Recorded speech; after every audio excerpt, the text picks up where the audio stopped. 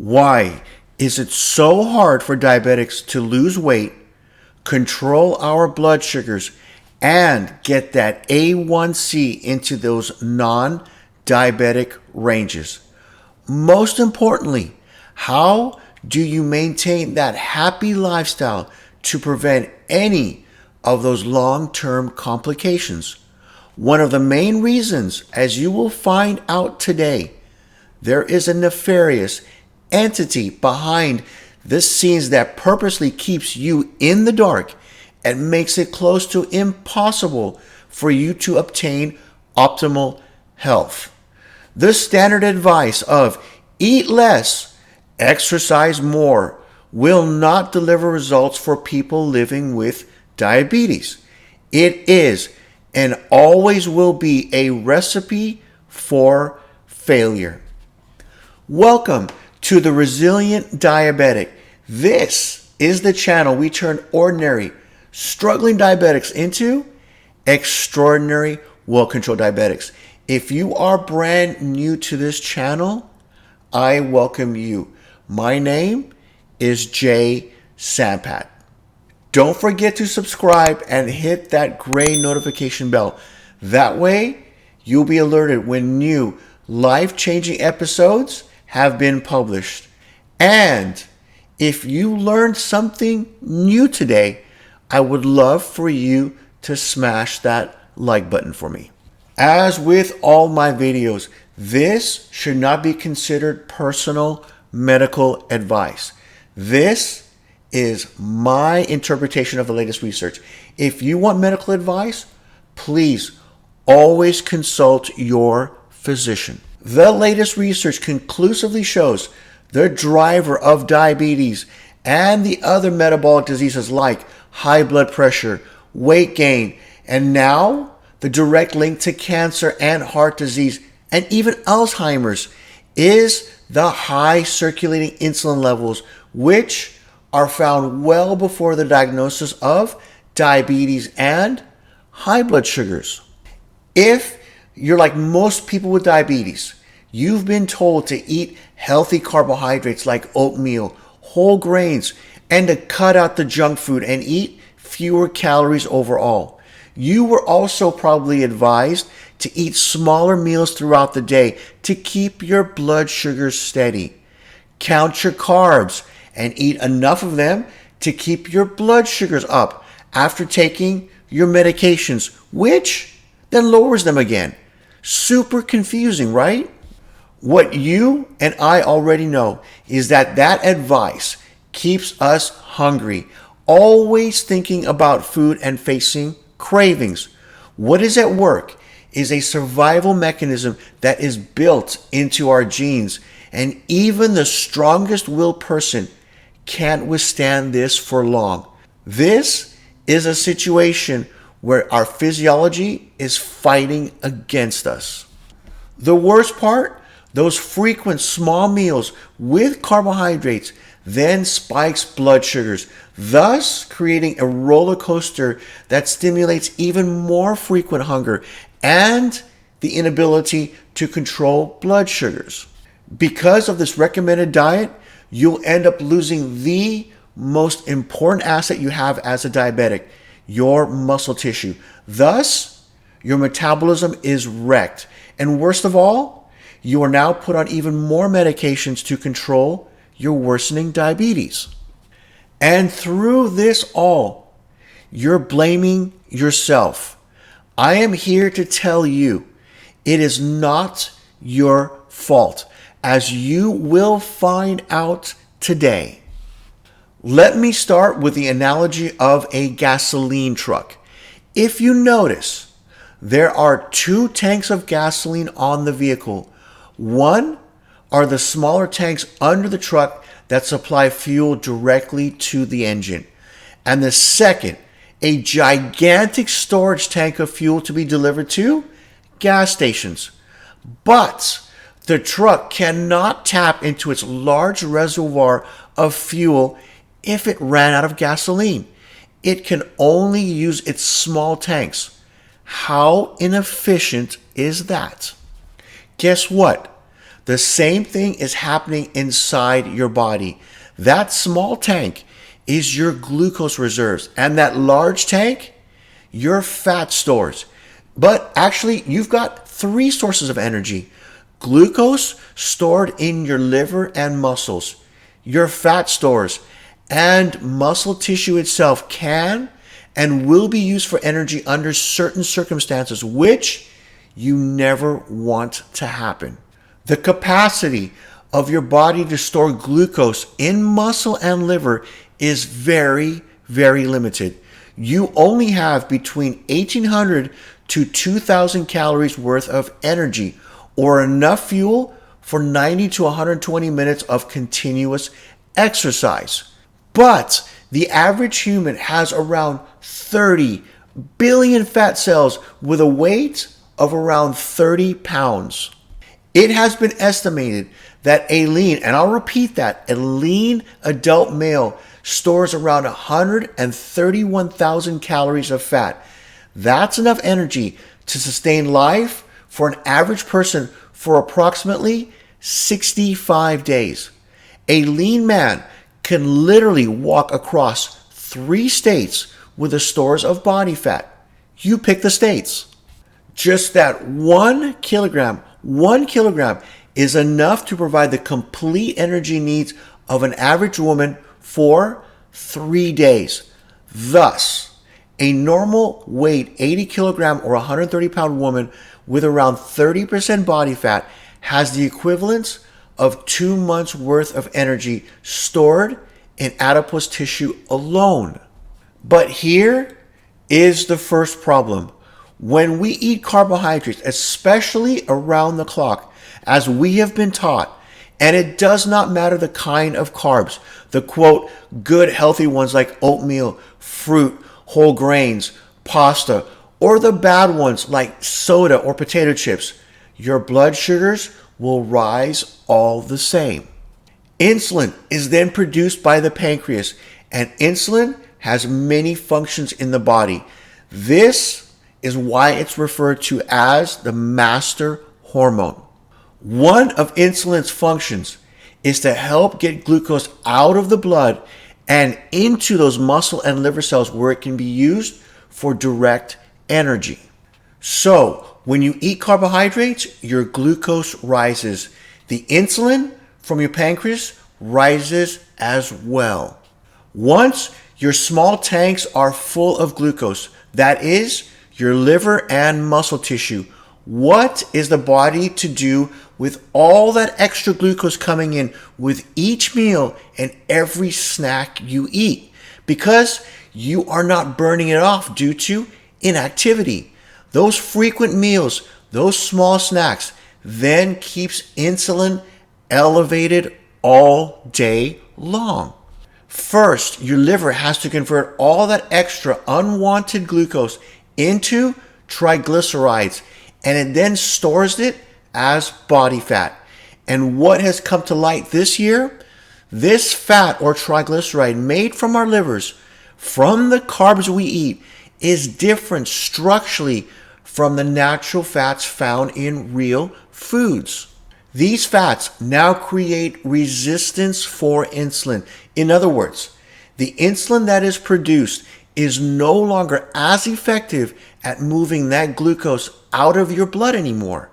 Having chronically elevated blood sugar levels is dangerous, so your body needs to do something about it.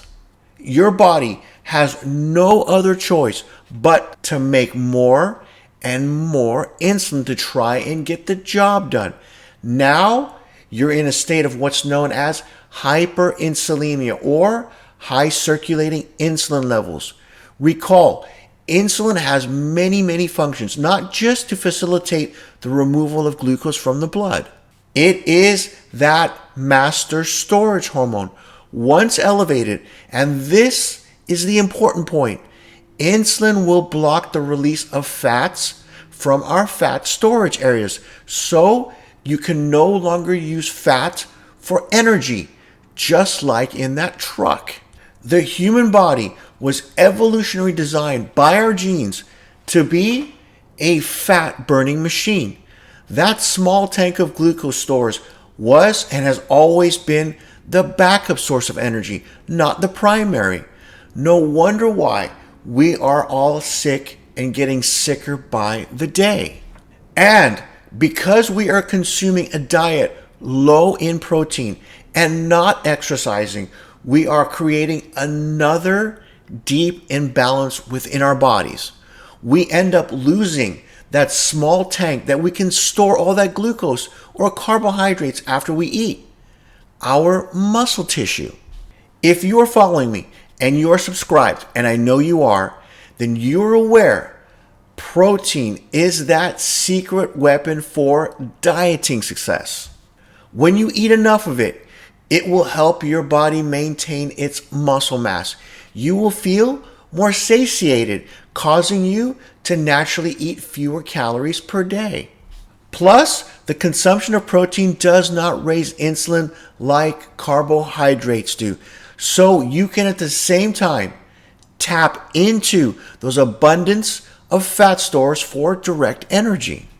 The most rapid changes in protein balance occur with infection, injury, stress, starvation, fasting, and as many of you have learned the very hard way, with the wrong diet. Protein is the most important macronutrient when one wants to heal the body. If you're not getting enough, the body has no other choice but to strip away at all that muscle tissue and recycle those proteins for other vital purposes. Thus, your metabolism slows down. You burn less calories at rest, and you have less muscle to soak up all that glucose after a meal. The end result? You continue to gain weight and your blood sugars rise. Now, let's look at a very important type 2 diabetic study called the Saslow Study. This study was a follow-up to earlier research which found that those on a low-carb diet lowered their hemoglobin A1C, while those on their traditional diet, which is a low-fat, high-carb diet known as the plate method, which is supported by the American Diabetes Association, did not. And those on the low-carb diet also lost more weight. The low-carb participants were instructed to reduce non-fiber containing carbohydrates to between 20 and 50 grams a day with no calorie restriction. The group following the plate method were told to eat their meals on a 9-inch plate, filling half of the plate with non-starchy vegetables like greens, bell peppers, broccoli, and carrots, a quarter of the plate with whole grains, brown rice, sweet potatoes, or whole wheat bread. And lastly, they were to add lean proteins such as skinless chicken, turkey, fish, or seafood to the last quarter of the plate. At the start, both groups averaged around 1,700 calories a day, and the average age of the participants was in their mid-50s. Some participants were on metformin to help manage their diabetes. All had received a diagnosis of type 2 diabetes about 5 years prior. After 32 weeks, those in the low-carb group lowered their hemoglobin A1C more than those in the plate group, with more than 50% achieving a reduction to less than 6.5%. The authors basically stated reversing their diabetes. Now, I do not agree with that statement, actually, and this is my personal opinion. An A1C needs to be in the low 5s, upper 4s for that claim. None of the participants in the high-carb plate group did this well in their A1C. And as for weight loss, those in the low-carb group lost an average of 28 pounds, while those in the plate group lost an average of 7 pounds. And here is the big bomb drop. After a year, the low-carb participants experienced a larger reduction in diabetes-related medication use. Half of the subjects in the low-carb group discontinued their medications compared to none. And I'll repeat that. None in the traditional low-fat, high-carb group. These high-carb diet models do not work for the vast majority of people in the world. How do we know this? Diabetes is a global epidemic. In the episode, The Most Powerful Weight Loss Tool, we looked at charts by Dr. Joseph Kraft. And I'll put that episode in the description box if you missed it. He was a medical doctor who measured over 14,000 oral glucose tolerance tests in his lifetime. He showed only 15% of the population were able to handle a glucose load without producing excessive insulin. That is the key. So yes, there is a part of society that can handle a lifetime of a high carbohydrate intake. But remember, they are the minority. So now you're probably asking yourself, what's going on? The truths are finally being revealed. Why the resistance to change by the establishment? The dirty little secret? It's called conflict of interest. Conflict of interest has been defined as a set of conditions in which professional judgment concerning the primary interest for patients and their welfare or the validity of research tends to be unduly influenced by a secondary interest, financial gain. Those who work in the healthcare organizations are human beings and generally act in their own self-interest. The American Heart Association, for example, is a non-for-profit voluntary health organization and is funded solely by private contributions. In other words, the directors of the boards who make all the decisions are paid by those private contributors. So their paychecks do not come from independent sources that would keep them completely free from bias. Public health scientists and governmental committees working on nutritional advice receive funding from the very same food-based companies whose products are widely held to be responsible for the rising rates of all these metabolic diseases. These companies are also the ones that pay for the manipulated studies that the associations review. But what has changed? Huge payments and contributions are now coming in from the pharmaceutical drug industry. That is why I put up the Saslow study as an example. And there are many more just like it.